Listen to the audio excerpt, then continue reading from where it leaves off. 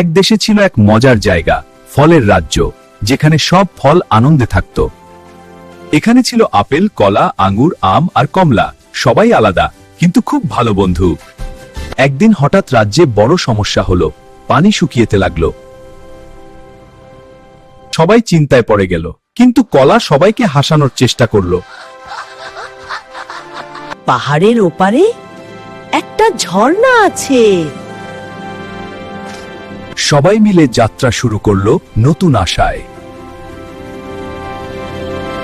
পথে বাধা এলো, কিন্তু আম তার শক্তি দিয়ে পথ পরিষ্কার করলো।